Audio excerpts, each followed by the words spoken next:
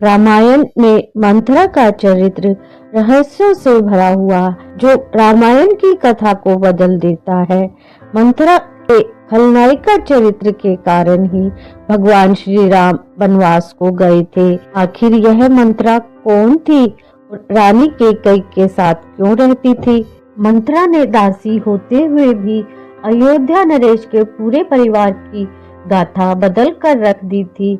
इतना सब होने पर भी वह राजभवन में क्यों थी और रानी कैकेयी के साथ उनके होने की क्या वजह थी? ये है मधुर मोड़। आज के वीडियो में बात करेंगे रामायण के रहस्यमय चरित्र मंथरा के विषय में। वीडियो को लाइक शेयर करें, चैनल को सब्सक्राइब करें। इनका चरित्र बहुत ही महत्वपूर्ण है और जिन्हें महारानी कैकेयी की दासी या अंगरक्षिका के रूप में देखा जाता है। महारानी कैकेयी अशुपति सम्राट की पुत्री थी। महारानी कैकेयी बहुत ही सुंदर, गुणी और वीरांगना स्त्री थी, इसलिए वह राजा दशरथ को अपनी तीनों रानियों में सबसे ज्यादा प्रिय थी। कहा जाता है कि जब कैकेयी का विवाह राजा दशरथ से हुआ था तो मंथरा मायके से उनके साथ आई थी।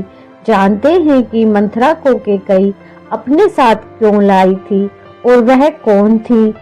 एक कथा के अनुसार राजा अशुपति का एक भाई था जिसका नाम बृहदक्ष था। उसकी विशाल नैनों वाली एक अत्यंत सुंदर बेटी रेखा थी। कैकेयी और रेखा बालपन से ही बहुत ही अच्छी सखी थी। वह राजकन्या होने के साथ साथ बहुत बुद्धिमती भी थी, परंतु बाल्यकाल में ही एक रोग ने उसे घेर लिया जिससे उनके शरीर के सभी अंगों ने काम करना बंद कर दिया। चिकित्सकों ने उपचार तो किया, उपचार से वह ठीक तो हो गई, लेकिन उनकी रीढ़ की हड्डी में दोष आ गया जिसके कारण उनकी रीढ़ हमेशा के लिए टेढ़ी हो गई। इस कारण उनका नाम मंथरा पड़ गया। अपने इस दोष के कारण वह अविवाहित थी और कैकेयी के विवाह के समय मंथरा उनकी अंगरक्षिका बनकर अयोध्या आ गई। वाल्मीकि रामायण की माने तो मंथरा एक गंधर्व कन्या थी जिसे इंद्र ने राम जी को वनवास हो इसके लिए पहले से ही कैकेयी के पास भेज दिया था। किंवदंतियों के अनुसार पूर्व जन्म में मंथरा दुदुम्ब नाम की एक गंधर्व कन्या थी। एक अन्य कथा के अनुसार लोमेश ऋषि के अनुसार मंथरा पूर्व जन्म में प्रहलाद के पुत्र विरोचन की कन्या थी। जब राजा दशरथ अपने ज्येष्ठ पुत्र राम के राज्य अभिषेक की घोषणा करते हैं तब इस मंथरा ने ही कैकेयी को भड़काकर इसमें विघ्न डाला था, क्योंकि श्री राम राजा बनने की बात को सोचकर मंथरा सोचने लगी कि राम राजा बनेंगे तो कौशल्या राजमाता कहलाएंगी और तब कैकेयी नहीं बल्कि कौशल्या रानियों में श्रेष्ठ हो जाएंगी। फिर मैं नहीं बल्कि कौशल्या की दासियां मुझसे श्रेष्ठ हो जाएंगी और फिर कोई भी मेरा सम्मान नहीं करेगा।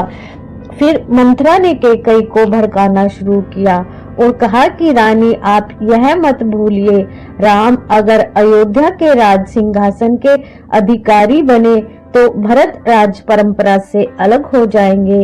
अपने बेटे के भविष्य को अंधकार में देखते हुए मंथरा से सलाह ली कि उन्हें क्या करना चाहिए। तब मंथरा ने उन्हें राजा से अपने 2 वचन की बात याद दिलाते हुए राजा दशरथ से उन वचनों में राम के वनवास और भरत के लिए राज सिंहासन मांग लेने की सलाह दी। कैकेयी ने बिल्कुल वैसा ही किया जैसे मंथरा ने कहा था। रघुकुल की परंपरा के हिसाब से राजा दशरथ को अपने वचनों का पालन कर राम को वनवास और भरत को राज सिंहासन देना पड़ा। इसके बाद ही राम ने अपने वनवास के दौरान सभी राक्षस असुरों का विनाश कर लंका पर भी विजय प्राप्त किया था। बताया जाता है कि जब राजा दशरथ ने राम को राजा बनाने का निश्चय किया और अवध में राज्य अभिषेक की तैयारियां शुरू हुई तो देवतागण घबरा गए, क्योंकि उनका उद्देश्य था कि भगवान राम वन में जाएं ताकि रावण सहित अन्य राक्षसों का वध हो सके।